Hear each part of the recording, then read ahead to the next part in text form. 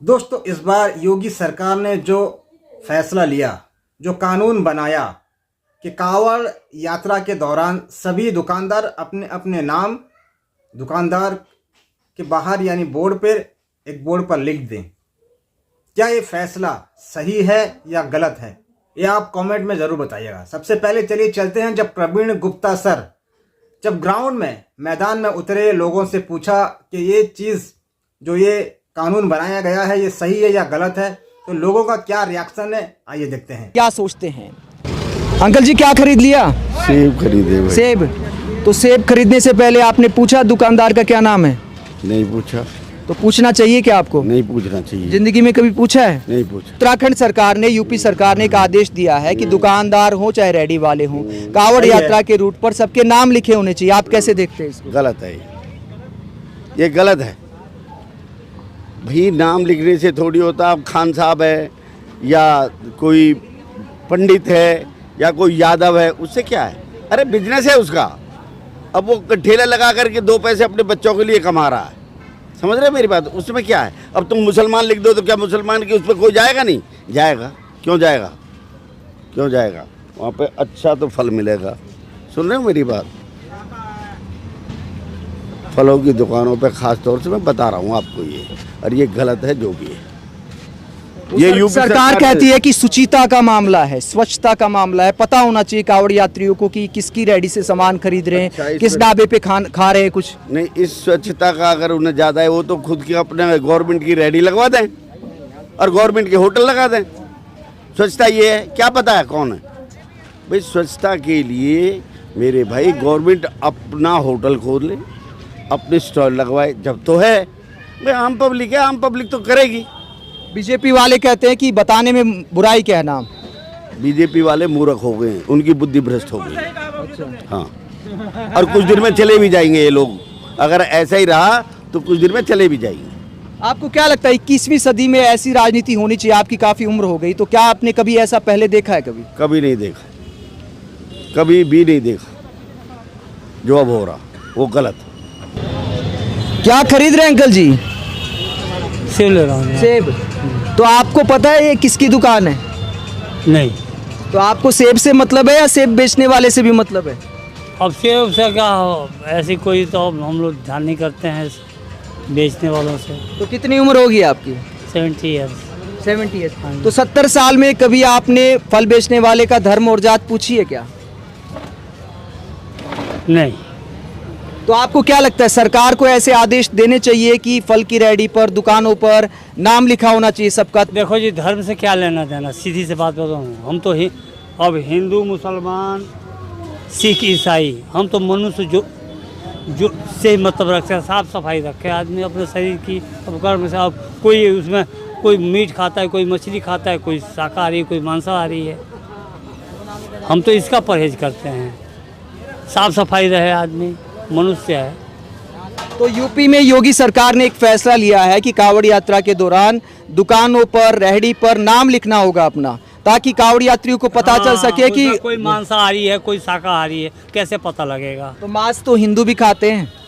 हिंदू खाते हैं, तो मतलब यही है। इसी योगी सरकार, हमें भी वैसे हैं तो यूपी के ही हैं, हम भी गोरखपुर के ही हैं। लेकिन सरकार को ऐसे फलों की रेडी पर दुकानदार का नाम अनिवार्य करना चाहिए कैसे? देखो जी, नाम हो जाए ठीक है, लेकिन जाति धर्म हम इसके खिलाफ है। अच्छा, शुचिता की बात की, मतलब साफ सफाई की, तो साफ सफाई का धर्म से कोई लेना देना है? हमारे हिसाब से तो नहीं है। नहीं। दोस्तों, जब एक जामुन बेचने वाले को ये बात पूछा गया तो उसका क्या जवाब है, आइए देखते हैं। हमने रेट पूछा, जो ये दोनों बार इन्होंने अलग अलग बताया। अच्छा, तो क्या कभी आपने कुछ खरीदते वक्त, सब्जी खरीदते वक्त, फल खरीदते वक्त किसी का धर्म जात वगैरह पूछी है क्या? नहीं, जरूरत ही नहीं है। अच्छा, जरूरत क्यों जरूरत है? नहीं, सरकार कह रही है ना इसकी जरूरत है। योगी सरकार ने फैसला लिया है कि कांवड़ यात्रा जो निकलेगी तो रेहड़ी पर, दुकान पर नाम लिखा होना चाहिए, ताकि यात्रियों को पता चल सके हिंदू मुसलमान है। अब फल में हिंदू मुसलमान से कोई फर्क पड़ता है क्या? नहीं, खेती करने वाला किसान जो है वो हिंदू है या मुसलमान, आप अनाज देख के थोड़ा खरीदेंगे। वो हो ही नहीं सकता, पॉसिबल ही नहीं है। अकेले कोई जिंदा नहीं रह सकता, रहेंगे तो सब रहेंगे, नहीं होगा तो कोई नहीं होगा। अच्छा, मतलब फिर तो गहराई में जाओ तो ये भी पता होना चाहिए कि आम का बाग हिंदू का है कि मुसलमान का है। बिल्कुल होना चाहिए। फिर ऐसे तो हो, फिर तो वही पार्टीशन करके अलग अलग कर दो, वो तो नहीं हो सकता ना पॉसिबल। तो 21वीं सदी में आप ऐसी राजनीति को लेकर क्या सोचते हैं जहां बात की जाती है कि सुचिता की बात की उन्होंने कि कांवड़ यात्रियों को शुद्ध फल मिले, तो क्या उसका नाम से लेना देना है क्या धर्म जाति से? शुद्धता का धर्म से कोई लेना देना नहीं है, बस आप धो के खा लो, शुद्ध हो जाएगा, इतना काफ़ी है। बैक्टीरिया ना हो, इतना काफ़ी है। अच्छा, धो के खा लो पानी से, बस और क्या करना है। तो इस तरह की राजनीति पर आप क्या सोचते हैं, क्यों करती है आपको लगता है सरकारें ऐसे फरमान क्यों सुनाती हैं? जनता को राजनीति से ज़्यादा कोई मतलब नहीं होता। अगर वो कुछ कर रहे हैं तो उनका कोई पॉलिटिकल रीज़न होगा। लेकिन लोगों का रोजगार तो प्रभावित होता है ना इससे। नहीं होगा, अगर हम खरीद रहे हैं तो कैसे प्रभावित होगा? उनके कानून बनाने से खरीदार पे तो फर्क नहीं पड़ रहा, बेचने वाले पे नहीं पड़ रहा, खरीदने वाले पे नहीं पड़ रहा।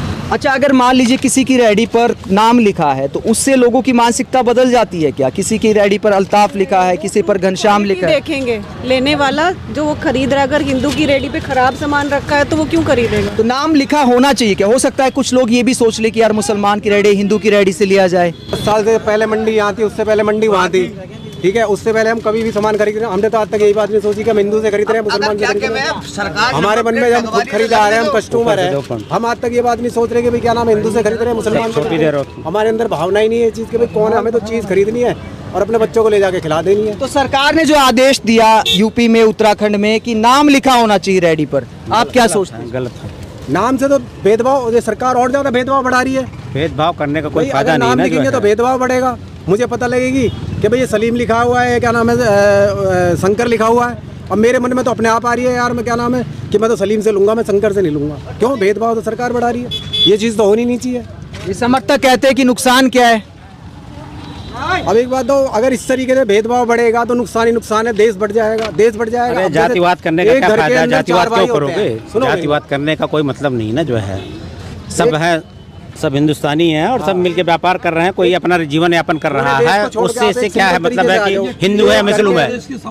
एक घर के अंदर 4 भाई हैं और चारों भाई मिलके काम कर रहे हैं तो देश हमारा घर मजबूत रहेगा, और चारों भाई न्याले हो जाते हैं तो अपने आप ही कमजोर हो जाते हैं। फल खरीदते वक्त दुकानदार का नाम, धर्म वगैरह पूछते हैं क्या? गलत है, जो आज तक कभी भी ना हुआ वो आज देखने को मिल रहा है, और वर्तमान सरकार ने सिर्फ यही काम करे हैं, बिल्कुल ठीक ना। और एक आप अभी क्या बोल रहे थे इसके बारे में? अगर भाई पता होना चाहिए, पता होने के लिए तो बहुत कुछ है। बीजेपी सरकार से अगर सवाल करे जाएँ, पता उनकी पारदर्शिता कहाँ है? पीएम फंड केयर में उन्होंने क्यों नहीं बताया? वो भी तो बताएं, अपनी भी तो पारदर्शिता दें। अच्छा, मतलब नागरिकों से सब जानना चाहते हैं, अपना नहीं बताते। अपना नहीं बताया।